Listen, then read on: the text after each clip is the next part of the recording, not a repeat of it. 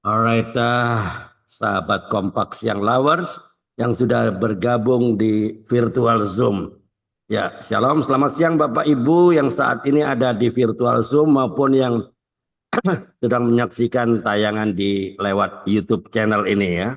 Saya percaya ada semua pasti diliputi dengan kedamaian dari Tuhan. Amin. Ada amin? Ya, oke. Anda adalah orang-orang yang bukan hanya sekedar masuk ke Zoom Kompak siang ini untuk sekedar pengisi waktu, tapi Anda semua mau beribadah ya, dan juga mencari Raja Damai. Amin. Oke, engkaulah Tuhan Raja Damai dan hanya engkaulah kedamaian dalam hati kami yang sesungguhnya. Terima kasih atas anugerah-Mu Tuhan. Hingga saat ini kami ada dan masih diberikan kesempatan untuk terus memuji dan memuliakan nama-Mu lewat podcast siang ini. Oke, alright. Untuk diketahui bahwa Kompak siang ini diselenggarakan setiap hari Senin sampai Kamis saja ya, mulai dari jam 13.00 waktu Indonesia bagian Barat. Ya. Apa itu Kompak? Kompak adalah komunitas sepakat. Sepakat terhadap apa? Sepakat terhadap firman Tuhan sebagai the highest authority, otoritas tertinggi. Ya. Kenapa? Karena Yohanes 1 ayat 1 bicara apa? Pada mulanya adalah agama Kristen? Enggak. Ya, Yohanes 1 ayat 1 enggak bicara gitu. Pada mulanya adalah agama Kristen? Enggak. Adalah gereja Kristen? Enggak. Pada mulanya adalah firman. Firman itu bersama-sama dengan Allah dan firman itu adalah Allah. Nah, semua orang termasuk gereja, pendeta, pastor harus tunduk pada firman Tuhan yang adalah kebenaran dari Allah itu sendiri ya. Yang ini sudah ada narasumber ya dari Purwokerto ya. Siapa dia? Dia sudah hadir di virtual Zoom Kompak ini. Ibu Rode ya. Oke. Mantap ya. Akhirnya Ibu Rode berhasil saya bawa ke podcast yang ini. Dengan susah payah ya, walaupun pelayan beliau ini banyak ya. Banyak pakai banget lagi ya. Yang mengajar, ya ibu rumah tangga, tempat-tempat orang konseling, tempat curhat bagi murid-muridnya yang kebanyakan orang luar Jawa. Saya tahu itu ya. Tapi rohnya ini yang kita belajar. Rohnya tetap on fire. Karena setiap interaksi dengan orang yang baru dikenal, saya perhatikan maunya yang keluar dari perkataannya itu selalu perkataan kebenaran firman Tuhan yang membangun iman dan bukan perkataan yang sia-sia. Apa itu perkataan sia-sia? Perkataan omong kosong ya. Pastinya enggak. Karena yang selalu ingin katakan adalah kebenaran sejati. Alright, are you ready? Baik, langsung saja kita sapa narasumber kita Ibu Rode ya. Apa kabar Bu Rode? Selamat siang. Luar biasa tempat Selamat masuk. siang, Selamat Pak siang ya. Andi, Oke. Pak Oke, nanti Daniel. kita bisa tanya-tanya ya Teman-teman. kepada narasumber kita ini. Tapi sebelumnya saya ajak Bu Rode untuk berdoa dulu ya. Demi nama Bapa, Putra dan Roh Kudus, Allah Bapa yang baik, Bapa yang selalu membawa kami kepada perubahan hidup. Karena kami adalah agen-agen perubahan, agen transformasi dan kami mau menjadi berkat bagi banyak orang. Kami mau untuk tetap mempersembahkan hidup kami sebagai persembahan yang layak dan berkenan kepada Tuhan. Terima kasih Bapak untuk apa yang Engkau telah buat di dalam kehidupan kami. Sehingga Ibu Rode bisa hadir di podcast siang ini. Kami bersyukur Engkau mau pakai setiap kami semua.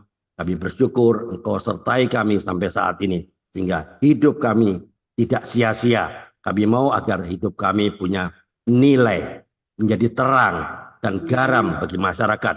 Itu sebabnya Tuhan kami mau ambil waktu untuk belajar komitmen. Untuk setiap hari Senin, Selasa, Rabu, Kamis untuk hadir di Zoom Kompak siang ini. Roh Kudus, tolong kami agar supaya apa yang kami perbincangkan di podcast ini nanti memberkati setiap pemirsa di virtual Zoom maupun yang sedang menyaksikan di YouTube channel ini. Ya Roh Kudus, kami serahkan waktu ke depan ini demi nama Yesus Kristus, Tuhan dan penolong kami. Amin. Alright, seperti biasa tidak lupa saya harus sapa ya, yang saat ini sedang menyaksikan tayangan di YouTube channel ini ya, dan kepada narasumber siang ini. Welcome to the room of revival and room of reform. Selamat datang di ruang kebangkitan dan ruang reformasi. Kita kembali ke narasumber Ibu Rode. Ya, Bu Rode Tabarus ya. Selamat Ada. siang Ya, Bapak Ibu ya. semua. Bu Rode bisa ceritakan mengenai keluarga secara singkat ya, keluarga dan mungkin Oke, pelayanannya. Makasih, ya. silakan. Monggo.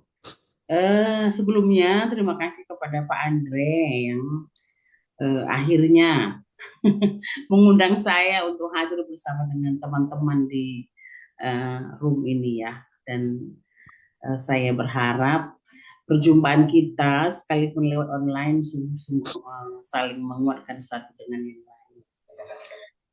Nama saya Rodenita Berbarus, saya dari Batak Karo, tapi saya sudah lebih lama di Jawa Tengah daripada di Tanah Karo, Ya, Bapak Ibu. Jadi, masih orang Batak, tapi kalau gaya hidup hampir mirip-mirip orang Jawa setelah di Jawa ini, gitu ya. oke.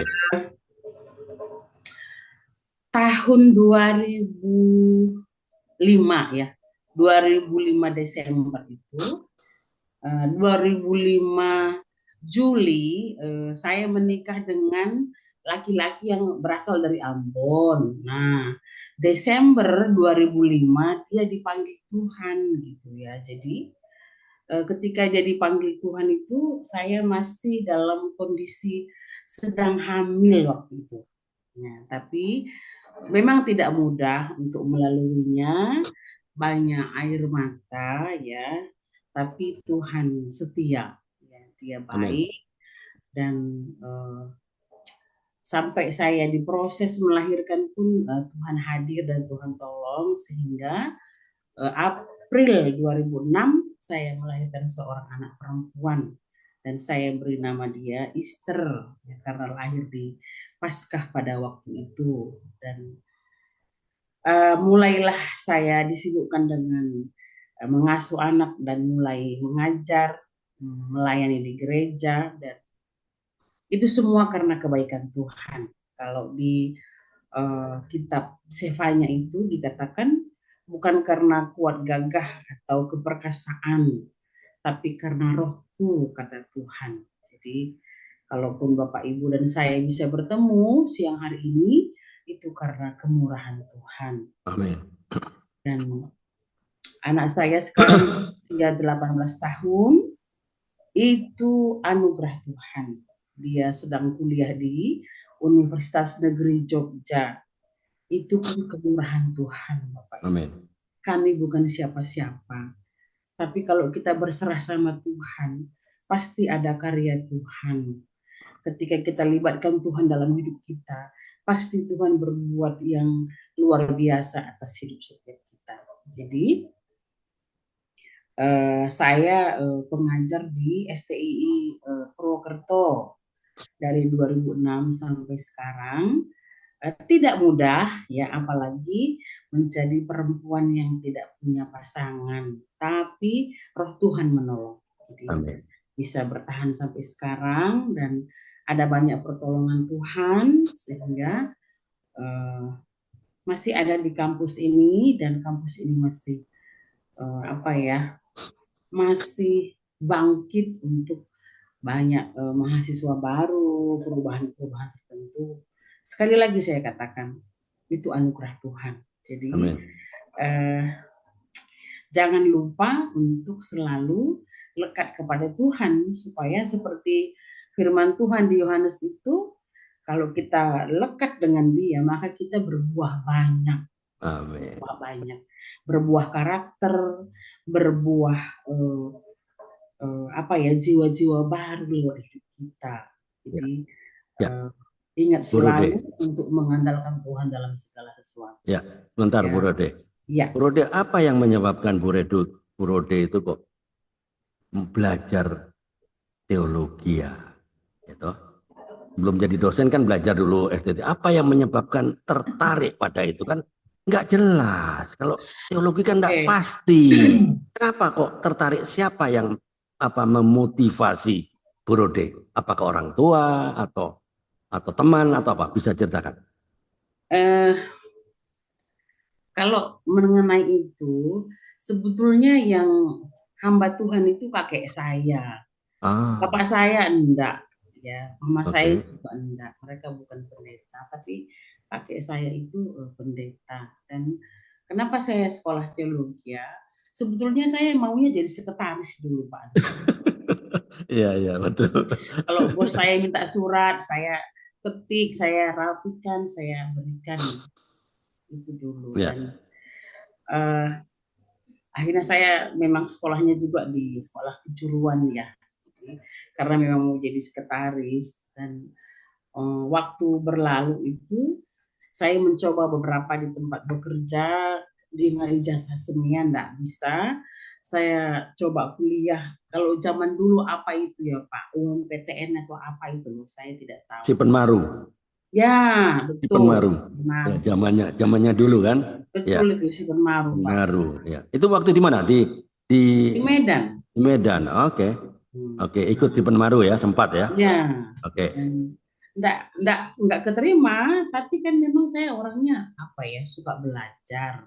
ya. Apa Nah, yang dipilih? Disiplin ilmu, waktu ilmu itu apa? saya pilih juga jadi guru, Oh, oke. Pendidikan ya. pendidikan. Dan Oke. Nggak masuk ya. berjalannya waktu, eh, abang saya kan sudah di Jawa duluan waktu itu, dia sekolah teologi, dan dia Oh, bilang, oke. doakanlah, mana tahu kamu mau jadi pelayan Tuhan. Gitu. Dan Oke. sekolah di tempat saya, itulah kata abang saya. Jadi, saya bilang saya berdoa dulu. Oke. Dia bilang ya berdoa gitu. Dan satu waktu itu saya berdoa dan saya bilang sama Tuhan, Tuhan kalau saya sungguh-sungguh jadi hamba Tuhan, saya akan menemukan nats firman Tuhan yang meneguhkan panggilanmu untuk saya. Nah, dan saya berdoa, saya tidak cari natsnya, saya buka saja dan saya temukan itu di Yeremia pasal 1 ayat 4, Pak. Oh, oke. Firman Tuhan datang kepadaku bunyinya, sebelum aku membentuk engkau dalam rahim ibumu, aku Ya, telah ya. mengenal engkau. Mengenal Dan engkau ya. sebelum engkau keluar dari kandungan, aku telah menguduskan engkau.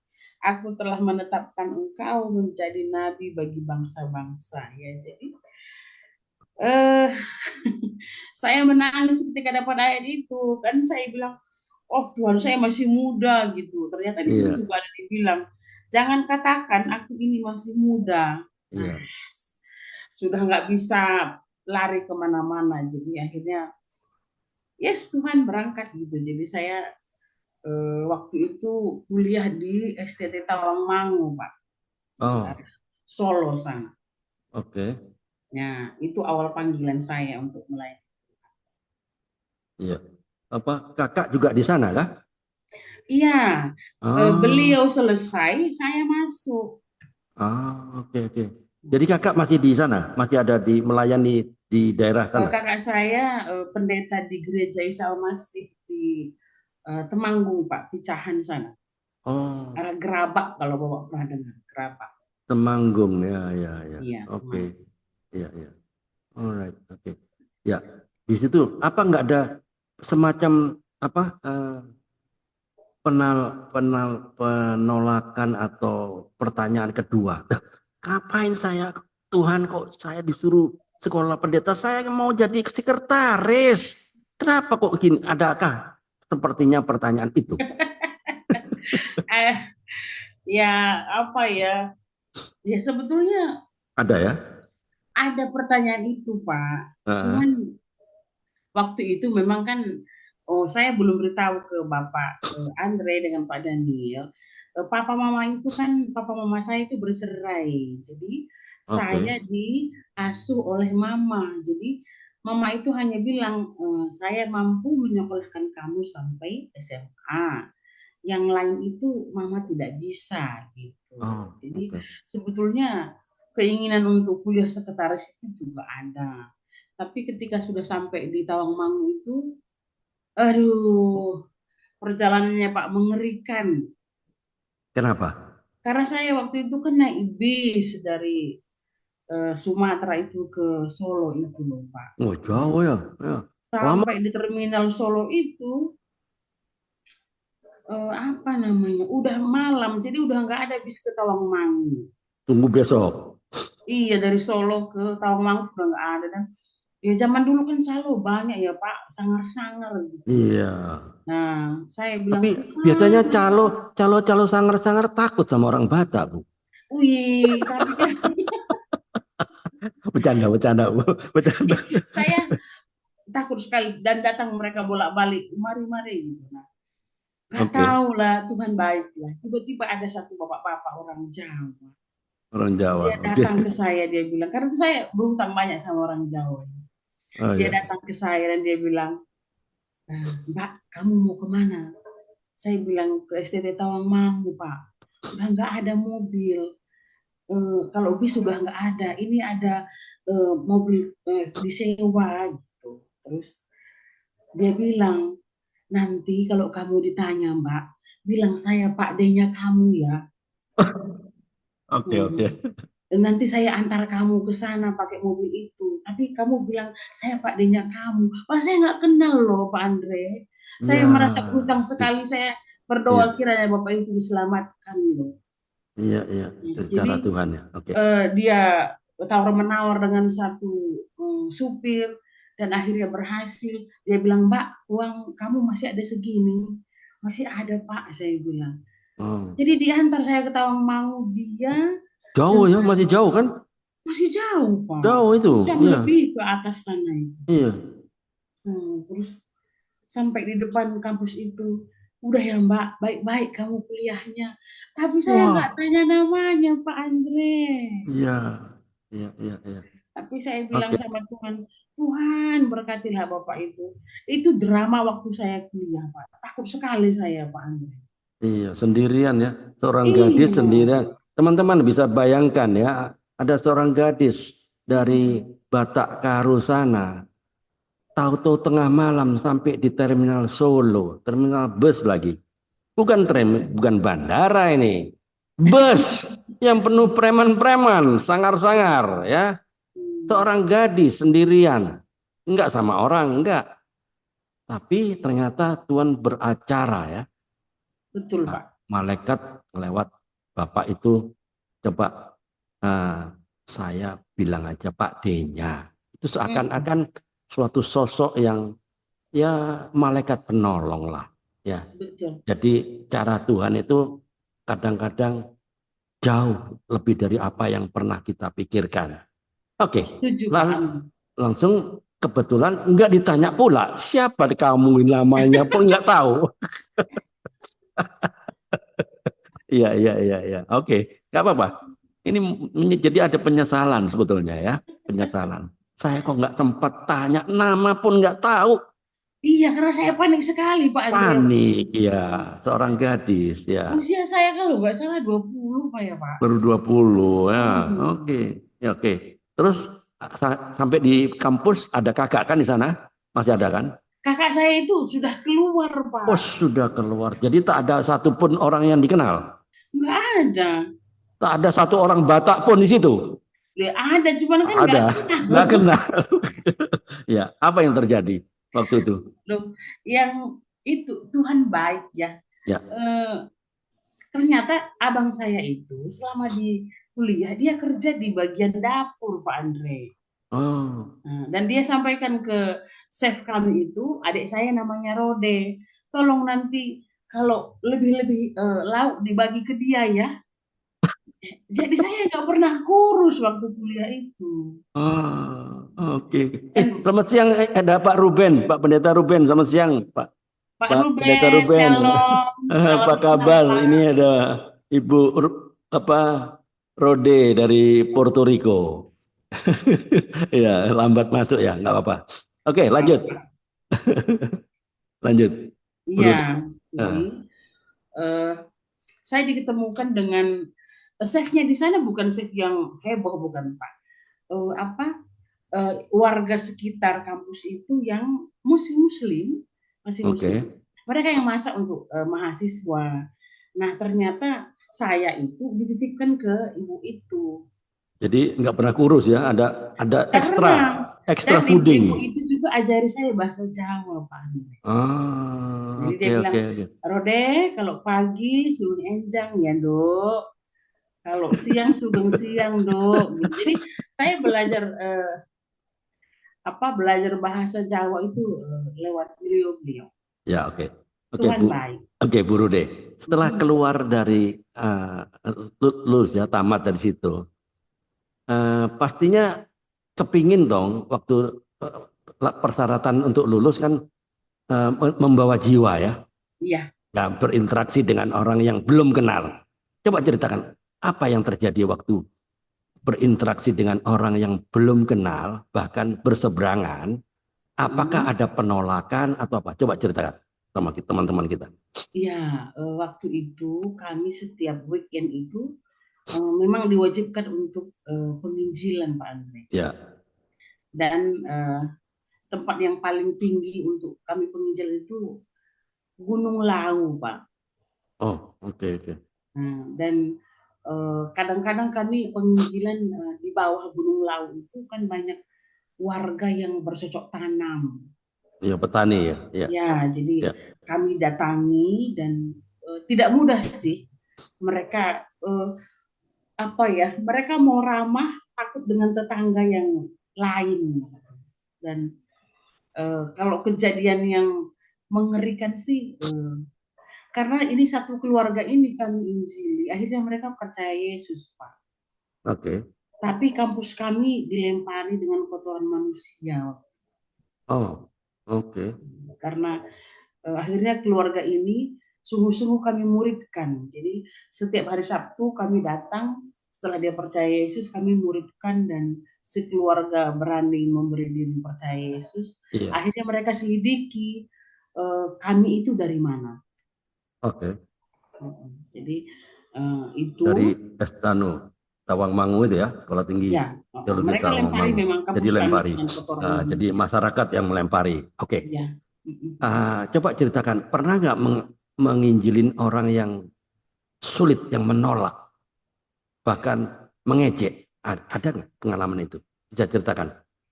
Kalau yang seperti itu sih di Tawangmangu, di STI Jogja juga sudah kami alami, Pak. Iya. Ya, Bagaimana? ketika memberitakan firman ke mereka, eh, mereka langsung bilang, kamu Kristen ya? Terus, ya, kami Oke. bilang, iya Pak. Terus dia bilang, ya agamamu, agamamu Mbak. Ya, itulah. Agamaku, agamaku. Gitu, Ya. dia bilang. Dan kami bilang, Pak, Kristen itu bukan agama, tapi hanya menyampaikan bahwa eh, dalam Kristen, Kristus itulah satu-satunya juru selamat. Dulu selamat. Ya. Alright. Ya So, kami mencoba untuk hal-hal yang tidak terlalu yang frontal kontras ya. ke Bapak Ya. itu. Tapi memang dia selalu bilang, ya agamamu, agamamu Mbak, agamaku, agamaku. Ya. Dan setelah itu dia beritahu orang lain itu mau mengkristenkan kita. Ya, ya, ya. Jadi Oke. kami berdua dengan teman saya itu gimana kita coba enggak? Ya coba saja kalau memang kita dapat sesuatu yang enggak baik, ya berarti terjadi yang seperti kita pelajari. Ya, kebaskan debu di kakimu ya. Ya Ya, ada oke. ada beberapa kali bukan hanya saya ya, anak-anak saya di sini juga melapor ke saya kalau mereka dihajar juga, Oke. dihajar karena memberitakan Injil. Ya, oke. Eh, Setelah lulus, apakah dari Tawangmangu itu langsung ke Purwokerto kah? Atau Enggak, gimana? Pak. Saya dari Tawangmangu itu ke Kalimantan Barat pedalaman. Us, ada ada beberapa orang yang di sana kah? Ke sana dikirim. Kami ada 30 orang dibagi satu pos PI 2 orang. Oh, oke. Oke. Ya, jadi. Bisa ceritakan pengalaman di sana? Apakah lebih sulit? Nah, Eh, caranya apa mengabarkan kebenaran kepada orang-orang Kalimantan Barat. Ya. Di, Eh, di daerah mana? Di daerah kota mana yang terdekat? Kami itu di daerah Meliau, Pak. Ya. Meliau itu udah itu kecamatan, terus kami masuk ke daerah pedalaman dan bis nggak ada. Oke. Adanya truk itu pun sekali saja. Maksudnya pagi dia berangkat, nanti siang dia pulang. Kalau kita terlambat, kita sudah nggak bisa ikut truk itu. Ah, oke. Eh, Mereka sih nggak terlalu menolak Injil, tapi Oke. kalau diganggu soal adat, mereka akan marah. Ah, oke, oke, Nah, ya, ya. Adat, mereka adat tradisi nggak ya, marah kalau tradisi. kita mau memberitakan Yesus ini bilang. Cuman kalau kita sudah mengatakan tidak boleh begini, ah itu mereka udah nggak setuju. Oh, oke. Ya, ya. Mm-mm. Tradisi nenek moyang ya. Iya, Ya, ya oke. itu gaya mereka yang kayak pas kami ke sana itu baru aja selesai kasus Madura dengan Dayak itu, Pak. Oh, di sini. Nah, daerah ini berarti apa? Mana Pontianak lah? Iya, jadi kami Iya, nggak bisa kemana-mana, nggak bisa keluar kampung kami. iya, iya. Ya, dan Oke, ya agak oke. takut kami sih, takut Iya, ya takut banget karena di bis pun teman-teman kita dari suku Dayak itu mereka tahu mana orang Dayak, mana bukan orang Dayak. iya, iya, Mereka punya apa penciuman itu loh, gitu loh iya, Pak. Takut gitu loh Pak. Duduk di iya. bis itu, mereka nanti minta bisnya berhenti dan mereka begini-gini. Wah, seperti anjing gitu ya. Ah, kita ngapain? Nah, ternyata saya tidak tahu kalau kita, ya saya bukan penggemar daging anjing, tapi kan ternyata yang mereka cek itu yang wangi-wangi sapi waktu itu. Bang apa? Sapi. Sapi. Oh, ya, ya. Ya, binatang ini ya, sucinya mereka Iya, kah? iya, mereka mereka di pemikiran mereka yang wangi sapi itu orang Madura pada waktu Oh, Madura, ya, ya. itu. Oke, Dan ya. eh kalau baik-baik saja, mereka ketemu dengan kita baik-baik saja, Pak. Tapi kalau Oke. mereka pesta panen, itu bisa semua pria di kampung itu mabuk. Oh, oh, iya, ya. Ya, Mm-mm. ya, ya. Dan Oke, itu masih mereka dengan. suka pakai bahasa daerah untuk menipu kita juga waktu itu. Oh, Ya, jadi ya. ya ada banyak hal yang menyakitkan ya karena listrik nggak ada, Oke. air rawa, tapi jemaatnya banyak Pak, jadi kita merasa rugi untuk keluar. Jemaat apa maksudnya? Kami diberi jemaat di itu ada 2 desa, Iya. tapi memang ke gereja juga ya nggak pakai baju lengkap. Nanti ibu-ibu itu pakai baju atasan sama pakai sarung gitu. Jadi memang kami ditaruh di pedalaman waktu itu, Pak. Oh, oke, oke. Hmm. Jadi eh, ada pengalaman ketika kami bertamu ke rumah seorang yang Katolik, Pak. Karena kami dengar istrinya sakit dan kami doakan. Nah, setelah kami doakan, Bapak itu keluarkan 2 gelas tua, Pak, ala mereka. Oh, Minuman keras itu. Dan dia bilang, ibu berdua harus minum. oke. Kalau ibu berdua nggak minum, berarti ibu berdua nggak diterima di kampung ini. Oh, Kalau oke. kami minum, berarti kan jemaat kami akan minum semua tuh Pak, mabuk semua nanti jemaat kami. Iya. Ya minum Tapi sedikit lah. Minum Tuhan sedikit lah. dalam Minum sedikit lah. eh waktu itu belum kuliah di STI Pak. Waktu itu lempeng-lempeng, lurus-lurus. Mau Oke. sedikit itu di pikiran kami itu udah kesalahan gitu loh. Nggak Oh, ingat oke. bahwa di Timotius itu Paulus bilang minumlah sedikit gitu Iya. kan. Nah, jadi kami nggak mau minum, akhirnya kami ambil gelasnya yang ada minuman itu kami taruh di sini begini.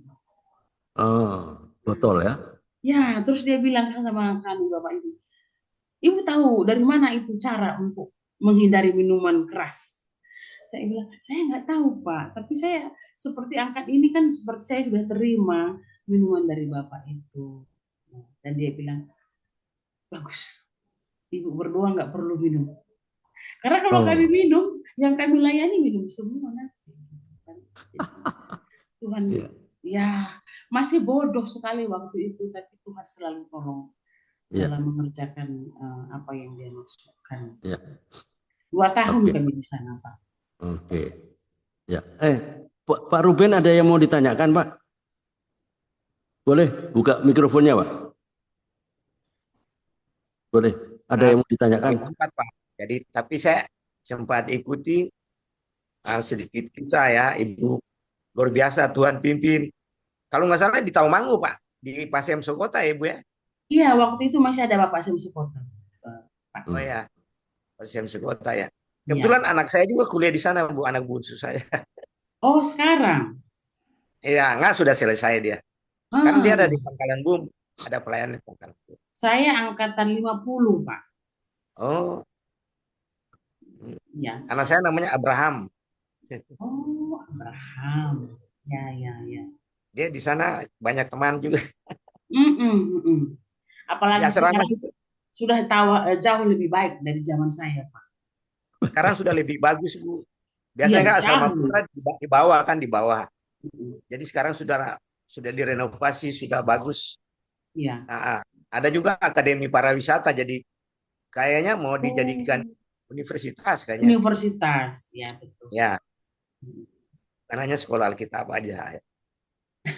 Mau itu saya senang Bu, jeruknya enak. Jeruk, Hmm. jeruk Manis. tawang. Ya, ada yang mau ditanyakan, Pak Ruben? Ah, sekarang Ibu pelayanan di mana Bu? Itu. Kalau mengajar di STII Purwokerto, Pak. Kalau Oh ya, gereja GKPB MDC Purwokerto. oh ya, Tuhan ya, panggilan Bapak Tuhan ya. Ruben tinggal di mana? Saya Tangerang Bu. Oh, ya, ya, ya. Saya punya jemaat banyak juga orang Karo. Ada Salam ya Taligan, Pak. Menjuah-juah bilang Pak. Menjua-jua. iya, juga. Saya kata itu saya hafal sekali, menjuah-juah. Iya, iya. Oke. Tapi luar biasa kesaksian Ibu ketika tiba di Solo, lalu Di, bagaimana pengalaman ya, daerah di asing. terminal Kalau bus ya. kriminal kan banyak kita lihat calo-calo dan ya orang-orang yang Jahat ya. mereka cari keuntungan dengan kasar ya, jalan kasar di situ. Iya, Ya, Ya, kadang-kala bertindak. Tapi Tuhan selalu ada menyertai amin. hamba-hambanya ya. Luar biasa. betul. Enggak duga saya. Ya, oke. Alright. Sudah ada yang perlu ditanyakan lagi, Bu? Enggak Pak. Ya. Oke. Selamat siang, Bu Ariance Balikpapan. Apa kabar, Bu Ariance? Selamat siang, Pak Terlambat Andre. Selamat siang masuk. semua. Terlambat Maaf, masuk, saya nggak ada asik lagi cerita. sibuk-sibuk kelupaan. Iya Iya. ini. Aduh, Kelupaan ya. Oke. Kalau ada iya. yang mau ditanyakan, boleh. Sudah saya Ini monitor Ibu aja karena wanita, terlambat. Nggak tahu kesaksian Ibu. Nanti ya tinggal di wanita perkasa ini. YouTube. Ya, ya. Wow. Oke. Bu Rode, kalau nggak ada yang bertanya, saya yang bertanya. Pak Bambang ada yang mau ditanyakan? Pak Bambang monitor nggak ini? Bu Melani, nggak ada yang monitor. Oke, saya bertanya. Bu, waktu mengalami problem masalah banyak loh. Jadi hamba Tuhan, jadi sekolah ini. Rasanya saya kok banyak problem masalah. Kenapa? Rasanya saya kan anak Tuhan, kenapa ada masalah banyak? Ada nggak rasa sepertinya saya harusnya nggak di sini tempat saya? Ada nggak apa pikiran seperti itu? Eh, Kalau pemikiran seperti itu Pak muncul, tapi ayat panggilan untuk melayani Tuhan itu mengalahkan semua keraguan itu. Oke, oke. Dan saya melihat eh, Tuhan apa ya berkarya ya, dan saya lakukan bagian saya di dalam saya mengikuti Iya, panggilan Tuhan. iya. Oke. Termasuk salah satu itu ketika kuliah di Tawangmangu, kuliah di STI Jogja. Oh, saya enggak pernah bayar uang kuliah. Oh, beasiswa semua ya? Iya, tapi prosesnya memang harus apa ya, berlutut di kaki Tuhan begitu rupa. Iya, betul. Dan di Tawangmangu saya 2 tahun kuliah itu saya di beasiswa, tapi teman-teman saya keluar belanja, saya harus mengerjakan banyak hal setiap hari Sabtu. Apa itu? Saya harus nampi beras mungkin sampai 1 ton Oh, dengan teman-teman. 1 ton, Ya, 1000 kilo itu. ya sama Sendirian? teman-teman. Terus kami harus Wah, potong terong untuk 400 orang. wow. Dan kita kerja begini, teman-teman kita bilang, bye, kami belanja ya. Jadi, Wah. rasanya gimana gitu. Iya, Tapi iya, iya, iya. saya jalani, dan ketika saya mau selesai wisuda, saya tanya sama pihak kampus, siapa yang membiayai kuliah saya. Mereka bilang, tanya itu bidang keuangannya. Karena udah tingkat 2, agak sedikit ada keberanian. Jadi saya ke kantor, saya tanya. Bapak itu bilang, nggak tahu, Tuhan kali. Nah, terus selesai saya wisuda, baru saya tahu kalau Bapak itu yang membiayai kuliah saya selama 2 tahun. Siapa? Bapak yang Bapak yang menolong? bidang keuangan itu tadi, yang dia bilang saya nggak tahu itu. Dan termasuk juga ketika saya udah di STI Tawangmangu, ke Kalbar itu ya, ke Kalimantan Barat itu sebetulnya berkat kami banyak, Pak. Kami dikasih uang 450.000 per bulan, dikasih kapling kelapa sawit gitu. Cuman apa ya? Akhirnya saya memang waktu itu ambil keputusan untuk balik ke Jawa untuk kuliah karena kontraknya 2 tahun dan memang saya kepinginnya mau lanjut studi waktu itu. Nah, jadi sampai di Jogja pun nggak ada donatur saya, Pak. Tapi Tuhan itu baik. Saya bilang, Tuhan, bagaimana besok mau makan? Tuhan bilang, ada matahari, ada berkat kamu. Amin. Pagi-pagi itu saya bilang, matahari muncul, matahari muncul. Karena Tuhan seperti bilang, matahari ada berkat untuk kamu. Jadi banyak air mata memang ya. Saya bertemu dengan kepala asrama yang galak, dan saya satu kamar dengan beliau, tapi tidak tahu Tuhan berbicara apa ke dia. Dia bilang sama saya, Rode, kamu nggak punya bantal kan? Kamu nggak punya guling kan? Nggak punya, Kak. Kamu mau yang mana? Guling atau bantal? Bantal. Ya udah, kamu ambil bantal saya pakai guling. Seperti itu, Pak. Karena itu saya seperti tidak ada diberi keraguan untuk melayani Tuhan. Iya. Kalau dia keluar, dia beli telur asin 2. Pokoknya kalau dia kemana saja selalu sendok 2, garpu 2. Dia bilang, nih, ayo kita nikmati. Dan saya bilang, Tuhan, saya berjanji belajar setia seperti Engkau yang sangat setia. Begitu. Didikannya memang ya namanya anak ya, Pak, jadi dididik ya. Jadi saya betul-betul dididik sama Tuhan. Iya. Oke. Ya, Pak Andre. Oh, ya. Silakan Pak Bambang. Ya, Bu. Ya, Ibu Rode. Kameranya masih off. Oh iya. Ya, terima kasih Ibu Rode yang telah menyampaikan betapa luar biasa ya, pengalaman dalam melayani Tuhan sebagai hamba Tuhan, dan bahkan sekarang sebagai seorang dosen. Yang perlu saya mau tanyakan tuh, Ibu ngambil dalam bidang studi apa, Bu? Oh, kalau saya S2-nya misiologi, Pak. Bagaimana, Bu? Misiologi, Pak. S2-nya saya misiologi. Misiologi. Ya. Ada bidang studi misiologi, Bu? Ada, Pak. Misi. Zaman saya ambil S2 ada. Sekarang kayaknya itu enggak ada. Oh iya iya, misiologi Bu ya, luar biasa misiologi. Memenangkan jiwa. Ya, Matius Memenangkan jiwa. Matius 28. Matius 28, 1920. ya paling enggak punya 3 P. Pray Nah, Oh iya. together, pay together, proclaim together. proclaim together. Ya, kalau enggak bisa pergi ya pray.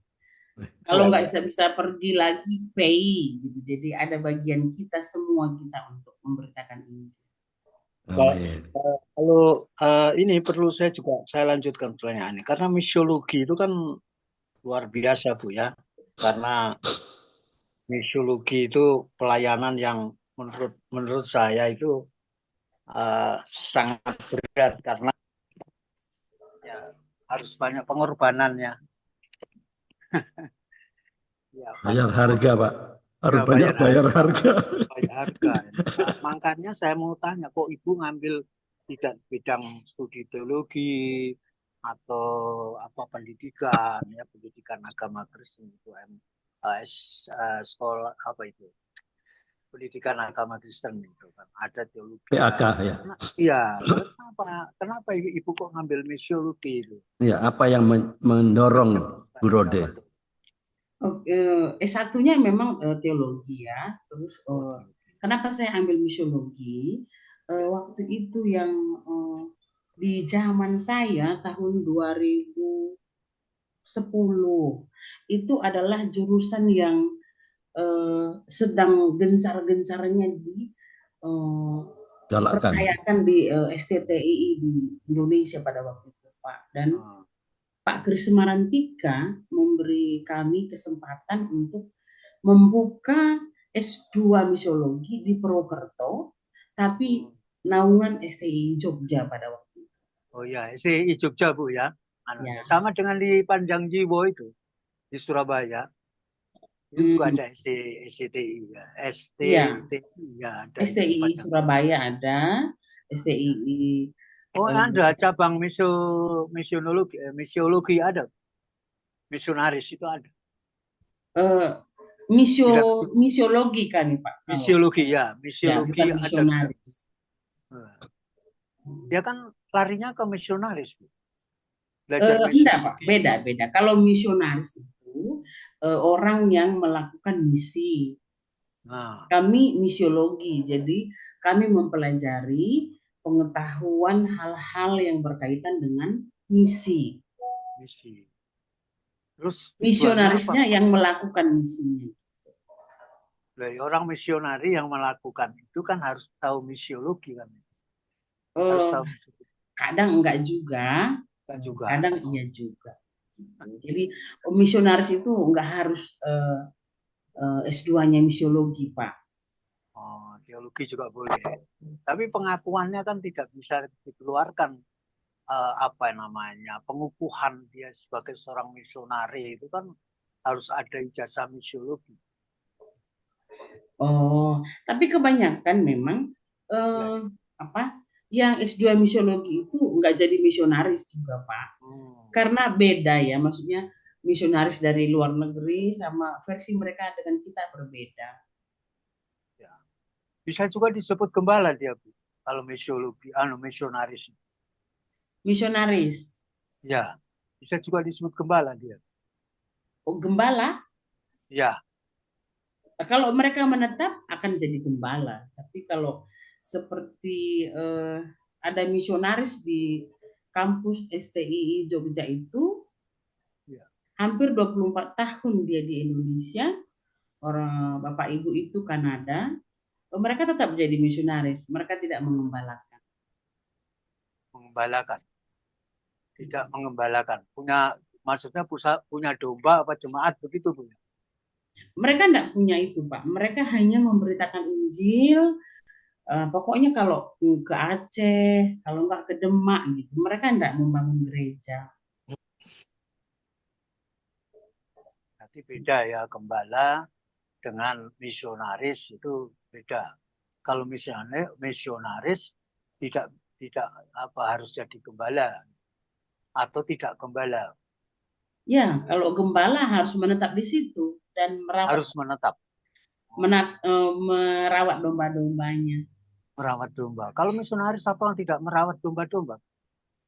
Kan memberi Misionaris makan. seperti membuka jalan, Pak. Membuka jalan untuk merawat. Setelah dianggap bisa ditinggal, dipercayakan ke Tinggal. gembala. Nanti misionaris lakukan lagi, begitu. Jadi Berarti misionaris di itu atas jarang gembala. menetap. Jarang menetap. Iya, jangan. Enggak, persoalannya itu kan apakah seorang gembala, seorang misionaris itu harus punya harus punya domba ya, harus punya domba kalau seorang misionaris. Oh, kalau kata domba itu yang tepat gembala, Pak. Nah, gembala, domba. Tapi kalau misionaris bukan domba. Dia Apa ini seperti istilahnya? Kalau jemaat yang kita mendahului layani, saja, gitu. Mendahului ya, memberitakan Injil, atau bahasanya itu disebut pionir, perintis. Merintis, Pak, mencari jiwa. Kalau Ya, sudah dapat jiwa, jadi domba, itu ada gembala yang menetap. Misioner pergi lagi, cari lagi, membuka lahan gitu loh. Gitu. Kalau tentara itu apa, infanteri apa dah yang membuka, bikin jembatan, bikin ini, bikin itu. Setelah itu kavaleri masuk, kayak gitu loh, Pak. ya. Oh. Ya. Kalau penginjil, evangelis. kalau di Efesus itu kan diberitahu ya, Pak, ada yang mereka diberikan karunia pemberita Injil, ya, ada diberikan karunia menjadi pengajar, gembala, nabi, rasul, gitu ya. Jadi kalau kenapa mereka disebut misionaris? Karena itu kan istilah dari luar negeri, bukan di Ya. Indonesia. Di kita namanya penginjil. Penginjil. Misionaris Evangelis. istilah dari Evangelis. Oh. Jadi evangelis tidak harus punya gembala, Bu ya. Tidak harus punya gembala. Harus tidak punya domba. Ya, kalau dia mengatakan dia gembala, ya harusnya ada domba-dombanya. Kalau misionaris nggak harus ada domba-dombanya, tapi ada jiwa baru. Maksud saya evangelis kan sering saya dapatkan orang-orang itu pakai evangelis, tapi dia seorang gembala. Pakai apa, Pak? Evangelis tapi dia seorang gembala. Oh. Pendeta, evangelis, pendeta ini, tapi dia Bapak sebagai seorang gembala, itu bagaimana? Oh, Bapak, itu tergantung denominasi masing-masing, Pak. Anggaran dasarnya, karena saya juga menemukan beberapa anak kami ini yang sudah selesai, sekarang namanya ada EF, Evangelis Musa Bemei. Untuk Ibu, menurut Ibu, kalau menurut Ibu Rode bagaimana pengertian itu? Evangelis pendeta ini, tapi dia seorang gembala. Iya, ada beberapa memang gereja begitu, Pak. Ada alumni kami itu, dia bergabung di satu sinode, jadi di depan namanya itu sudah ada EF, Evangelis Musa Bemei STH. Nah, saya tanya, kok begitu? Ternyata itu dulu itu langkah awal karena sebentar lagi akan menjadi pendeta. Jadi ada EF. Kadang-kadang orang nggak tahu, sembarang kasih nama di depan namanya itu EF. Iya, betul. Ternyata di satu sinode itu ada yang memang orang yang baru bergabung nggak langsung dikasih pendeta, nggak langsung dikasih PDT di depan namanya, dikasih EF dulu, penginjil. Tapi dia juga punya jemaat banyak. Punya domba. Ya itu persoalannya. Maka saya bisa katakan seorang evangelis pun juga seorang gembala. Karena dia punya domba-domba dimanapun yang dia bisa layani, kalau menurut saya. Kalau gembala itu dombanya menetap. Dia mengembalakan domba dalam satu tempat. Tapi kalau evangelis itu memiliki domba karena saya tahu bahwa domba atau jemaat itu miliknya Tuhan, bukan miliknya gembala. Karena firman Allah katakan mereka adalah dombaku, maka gembalakanlah domba-domba itu. Jadi kalau menurut saya bahwa sesungguhnya evangelis itu juga bisa menjadi gembala itu. Karena gembala seorang gembala juga bisa menjadi evangelis. Oke. Tapi belum Ya. silakan. Tadi kan Bapak sampaikan misionaris, Bapak. Iya, nah akhirnya misionaris, terus saya Bapak merembet ke iya karena Penginjil. ya menurut saya ada pengertian yang menurut saya ini ada Ya, pengertian antara silakan. misionaris, kemudian tadi yang dari misiologi, dari Ibu mengatakan Ibu ngambil bidang studi misiologi. Kemudian saya tanyakan bagaimana dengan seorang misionaris, apakah harus belajar misiologi? Ibu katakan tidak harus seorang misionaris itu belajar tentang misiologi. Terus saya ada keterkaitan bahwa evangelis pun itu kan juga bisa sebagai misionaris karena dia mengembalakan domba-domba dimanapun berada. Nah, terus saya tanya, karena Ibu tadi bilang gembala adalah seorang mengembalakan domba di satu tempat. Nah, makanya saya tadi bilang karena penyertaan saya tadi tentang evangelis dan misionari tadi, maka seorang evangelis itu sebagai gembala yang memiliki jemaat di mana-mana, itu saya bilang gitu. Yang tidak tetapkan begitu, Bu. Tadi ceritanya seperti itu. Jadi memang bukan merembet, memang ada yang menurut saya di dalam benak saya itu untuk mencari kejelasan antara misionari, gembala, dan evangelis. Karena kemarin itu terus terang aja saya ada bukan perdebatan, artinya mencari apa sebenarnya antara gembala, evangelis, dan seorang misionaris itu. Maka saya kebetulan ketemu Ibu sebagai seorang dosen yang tepat sekali bagian misiologi, seorang lulusan S2 itu kan saya tanya, Bu, bukan saya ngetes, memang saya ingin tahu itu kejelasan. Terima kasih Bu Rudi, Tuhan memberkati. Iya Bapak, terima kasih juga. Ya, ada lagi yang ada yang mau ya. Pak Andre, saya izin Pak, ini ada tamu nih Pak Andre. Oh, ya. Monggo Pak, terima kasih. Ya. Oke. Oke, ada yang lagi yang mau disampaikan Bu Rode? Kalau untuk apa ya, kita harus mengenal karunia yang Tuhan berikan buat kita. Ya. Jadi kalau kita memaksakan diri di karunia yang Tuhan tidak berikan, tidak pilih, ya, tidak efektif. Ya. Jadi mari buang waktu ya, buang waktu.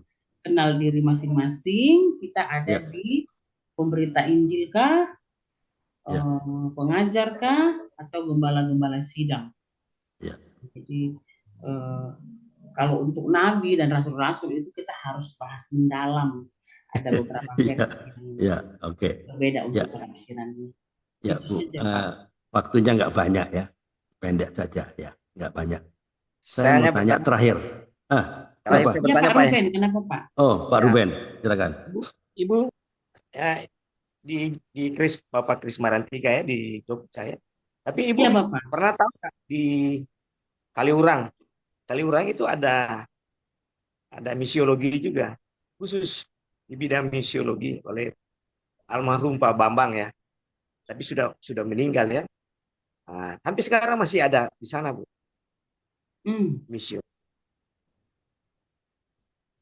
Misiologi. Jadi dia mandiri gitu. Jadi dia bukan ada bernaung di sekolah Alkitab gitu, tapi khusus ada kerjasama dengan dari luar negeri kan bersalah ya. Iya.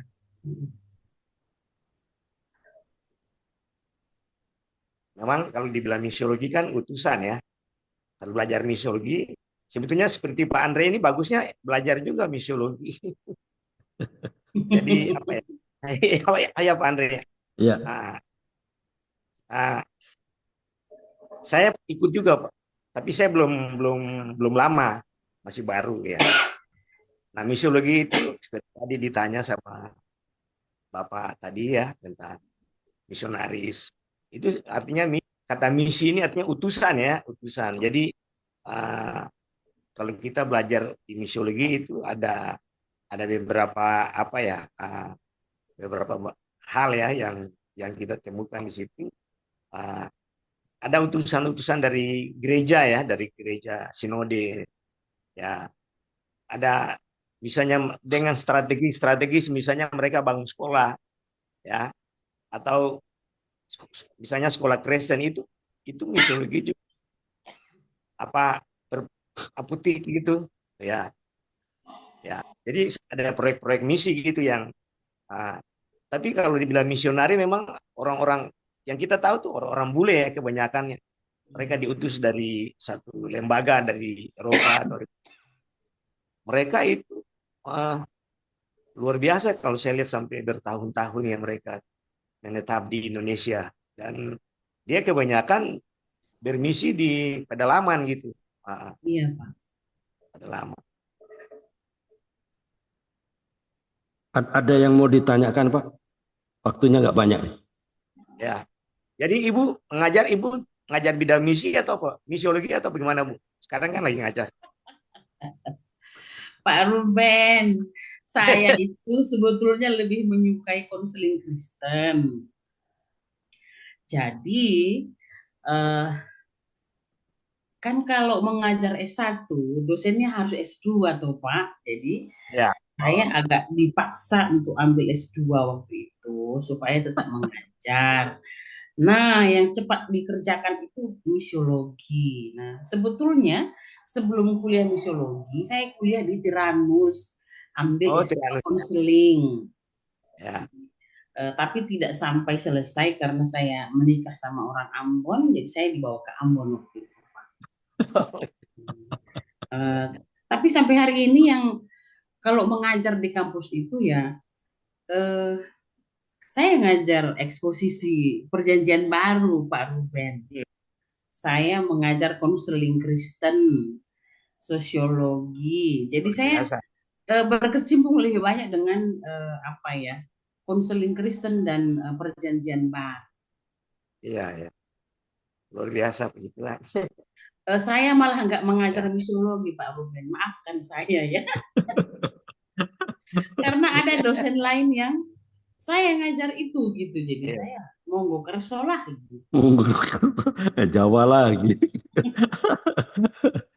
Saya senang bertemu dengan Bapak Ruben hari ini. Ibu punya pengetahuan luas dong. Artinya kalau persyaratan di kampus, kalau mengajar untuk S1 kan harus S2 gitu atau S3 kan ya. Iya, betul Pak. Tapi bukan kebetulan Ibu tuh ambil misiologi. Jadi itu memenuhi persyaratan kan. Jadi Ibu sudah kelar S2 kan ya. Iya, ada rencana ambil S3 tapi setelah anak saya selesai S1 Pak Ruben.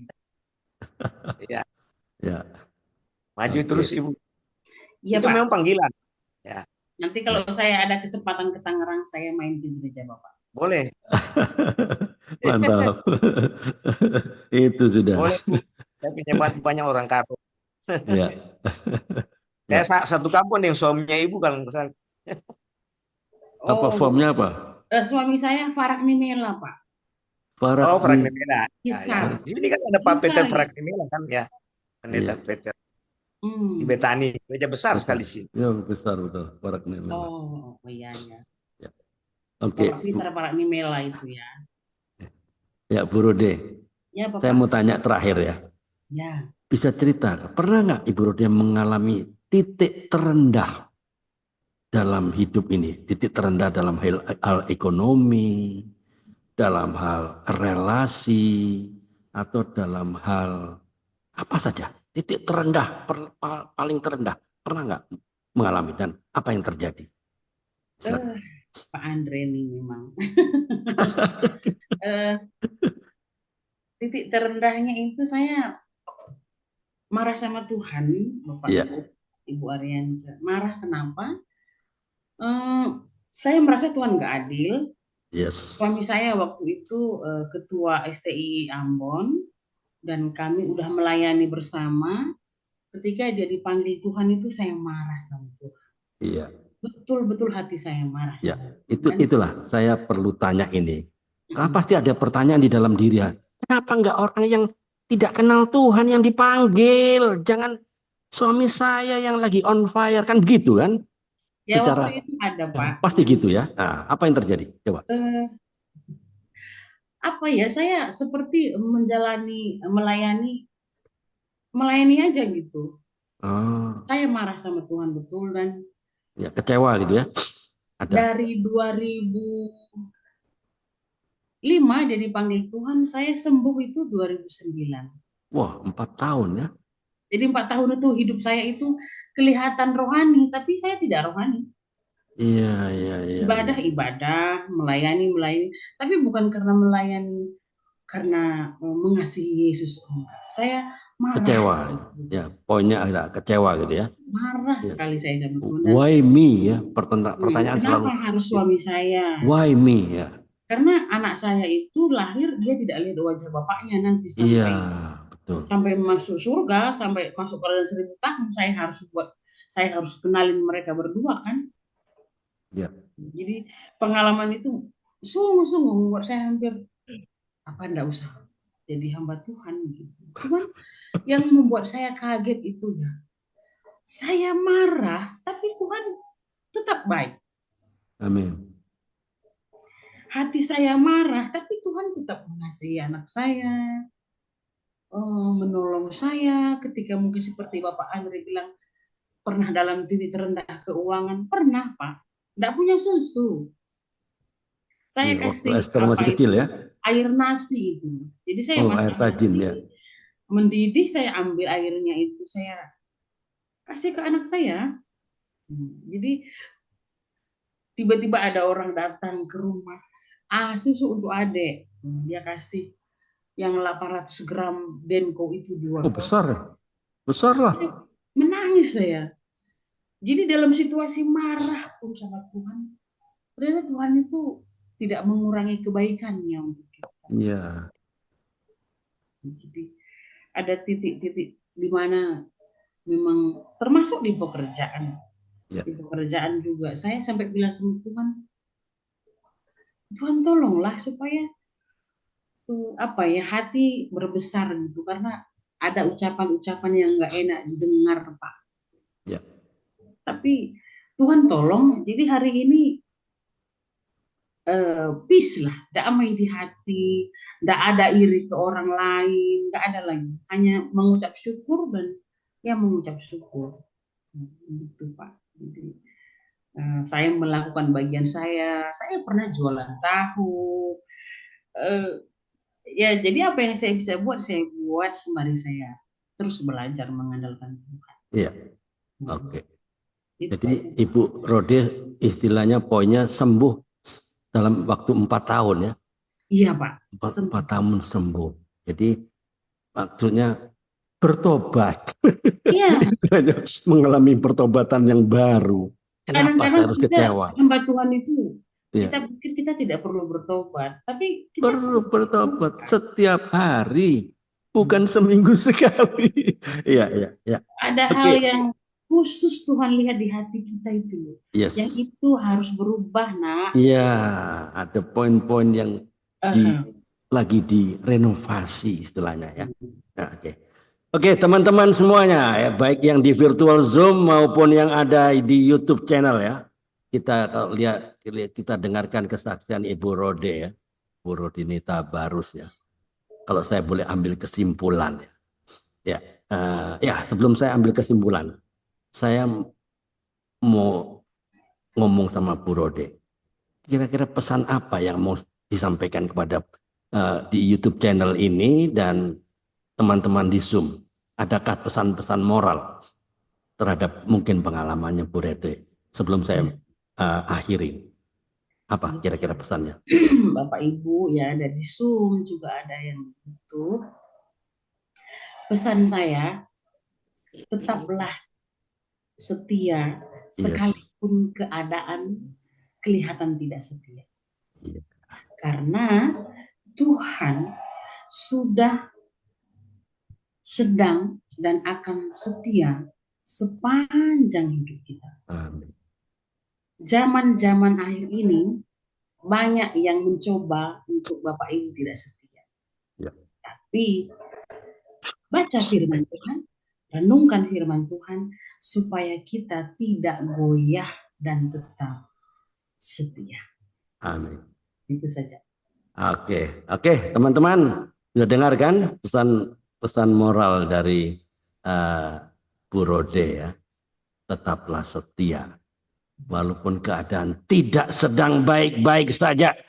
Ya, ada sesuatu yang Tuhan mau buat untuk saudara ya. Yeremia 29 ayat 11 ya. Rancanganku bukan rancangan kecelakaan. Pasti ada sesuatu. Oke, yang saya mau sampaikan terhadap kesaksian ini ya. Ini adalah selalu ada proses sebelum ada keberhasilan, katakanlah ya. Jika saat ini ya Anda semua merasa di titik terendah, pasti dong semua orang pernah merasa titik terendah, di mana hidup rasanya lagi berat banget, ya enggak? Dengerin ya, terkadang sebelum semuanya itu jadi lebih baik, kita memang harus melewati masa-masa yang sulit itu dulu. Ya, karena apa? Karena Tuhan selalu ingetin kita semua loh. Kalau banyak dari kita mungkin lagi ngerasa hidup ini rasanya berantakan banget. Pernah kan mengalami titik itu kan? Berantakan banget. Tapi ingat, sebelum ada hasil, pasti ada proses yang harus dilalui. Kalau Tuhan mau proses kita, jangan protes. Jangan banyak protes. Lewati proses itu. Jadi buat Anda yang lagi ngerasa segalanya lagi nggak sesuai dengan harapan, mungkin itu memang bagian dari rencananya Tuhan. Kadang ya, fondasi hidup kita ini mungkin nggak sekuat yang kita pikirin loh. Ya nggak? Kalau memang begitu, Tuhan akan mencabut yang nggak kokoh itu. Karena fondasi yang lemah, karena nggak akan mampu menopang berkat yang besar dari Tuhan. Jadi Tuhan siapkan itu. Fondasi itu. Kadang Tuhan harus membongkar yang lama supaya kita bisa bangun yang baru. Dan yang lebih kuat, lebih kokoh. Karena Tuhan tahu apa yang bisa bertahan menghadapi badai. Ya enggak? Dan kalau ada yang enggak kuat, Tuhan akan memperbaikinya. Percaya deh, apapun yang Tuhan ambil, Dia akan ganti dengan yang lebih baik. Coba nanti buka ya. Yoel 2 ayat 25 nanti dibaca. Catat aja ya. Yoel 2 ayat 25 nanti dibaca. Tuhan janji akan memulihkan apa yang hilang, bahkan akan menggandakannya. Mungkin sekarang kita belum siap terima berkat yang besar karena dasar atau fondasi kita masih belum stabil. Tuhan mau kita hidup di atas dasar yang kuat, kayak rumah yang dibangun di atas batu dan bukan di atas pasir yang gampang goyah. Jadi kalau sekarang hidup Anda, ya hidup saya juga, rasanya lagi berantakan. Mungkin Tuhan lagi merenovasi semuanya. Seperti rumah yang lagi diperbaiki. Prosesnya pasti berantakan dulu kan? Ya enggak? Kalau rumah direnovasi kan berantakan dulu. Tapi itu semua bagian dari perbaikan Tuhan yang lebih besar. Yang kadang sebelum jadi bagus, semuanya memang harus terlihat lebih buruk dulu. Jadi jangan cuma lihat apa yang ada di depan mata kita sekarang. Percayalah, semua sama prosesnya Tuhan. Meskipun kadang kita nggak ngerti apa yang Tuhan lakuin. Tuhan sudah siapin rencana yang lebih baik dari apapun yang bisa kita bayangkan. If now life feels messy, always remember, there is a process before success. Ya, kalau sekarang rasanya hidup itu berantakan, messy itu berantakan.